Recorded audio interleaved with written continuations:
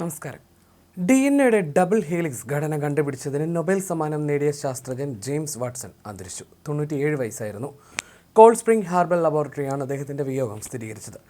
1953 British ഭൗതികശാസ്ത്രജ്ഞൻ Francis ക്രിക്കിനൊപ്പമാണ് Watson DNA ഘടന കണ്ടെത്തിയത്. ഈ കണ്ടെത്തൽ ജീവശാസ്ത്ര രംഗത്തും ബയോടെക്നോളജിയിലും വിപ്ലവകരമായ മാറ്റങ്ങൾക്ക് തുടക്കം കുറിച്ചു. ഇതിലൂടെ 1962 ഇരുവരും വൈദ്യശാസ്ത്രത്തിനുള്ള നൊബേൽ സമ്മാനം പങ്കിട്ടു.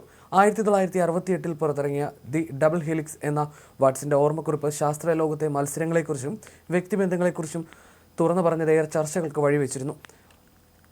റോസലിൻ ഫ്രാങ്ക്ലിൻ്റെ എക്സ്റേ ക്രിസ്റ്റലോഗ്രഫി ഡാറ്റ രഹസ്യമായി ഉപയോഗിച്ചാണ് വാട്സണും ക്രിക്കും മോഡൽ രൂപീകരിച്ചതെന്ന വിമർശനങ്ങളും ഉയർന്നിരുന്നു. ചിക്കാഗോയിൽ 1928 ഏപ്രിൽ 6 ജനിച്ച വാട്സൺ 1951 കേംബ്രിഡ്ജ് യൂണിവേഴ്സിറ്റിയിലെ കാവൻഡിഷ് ലബോറട്ടറിയിൽ വെച്ചാണ് ക്രിക്ക് എന്ന ശാസ്ത്രജ്ഞനെ കണ്ടുമുട്ടുന്നത്. അവിടുത്തെ ഗവേഷണങ്ങളാണ് DNA ഘടന കണ്ടെത്താൻ സഹായിച്ചത്.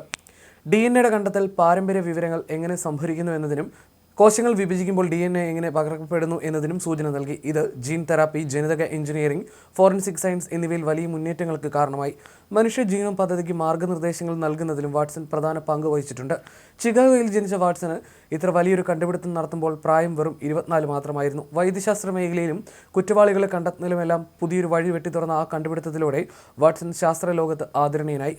ജീവിതത്തിൻ്റെ അവസാന കാലഘട്ടത്തിൽ വംശീയപരമായ പരാമർശങ്ങളിലൂടെ വാട്സൺ വിമർശനം ഏറ്റുവാങ്ങിയിരുന്നു. DNA ഘടന കണ്ടെത്തൽ എന്ന ശാസ്ത്രലോകത്തെ ഏറ്റവും വലിയ നേട്ടങ്ങളിൽ ഒന്നിനു പിന്നിലെ വ്യക്തിയുടെ വിയോഗം ശാസ്ത്രലോകത്തിനും തീരാനഷ്ടമാണ്. ജീനുകളുമായി ബന്ധപ്പെട്ട എക്കാലത്തെയും ബൃഹത് സംരംഭമായിരുന്ന ഹ്യൂമൻ ജീനോം പ്രോജക്ടിൻ്റെ അമരക്കാരിൽ ഒരാളായിരുന്നു വാട്സൺ. 1990 ഏപ്രിൽ 4 പ്രസിദ്ധ ശാസ്ത്ര ഗവേഷണ പ്രസിദ്ധീകരണമായ സയൻസിൽ വാട്സൺ ഇങ്ങനെ എഴുതിയിരുന്നു: 1961 ചന്ദ്രനിലേക്ക് മനുഷ്യനെ അയക്കാനുള്ള പ്രസിഡന്റ് ജോൺ എഫ് കെനഡിയുടെ തീരുമാനം പോലെ തന്നെ പ്രതിജ്ഞാബദ്ധമായിരുന്നു ഹ്യൂമൻ ജീനോം പ്രോജക്റ്റ് തുടങ്ങാനുള്ള അമേരിക്കയുടെ തീരുമാനം. എന്നാൽ അതിനുവേണ്ട പണം ചാന്ദ്രയാത്രയുമായി തട്ടിച്ചു നോക്കുമ്പോൾ തീരെ ചെറുതാണെങ്കിലും അതുകൊണ്ട് മനുഷ്യവംശത്തിനുണ്ടാകാൻ സാധ്യതയുള്ള ഗുണങ്ങൾ അതിനേക്കാൾ എത്രയോ കൂടുതലായിരിക്കും എന്നായിരുന്നു അദ്ദേഹം കുറിച്ചത്.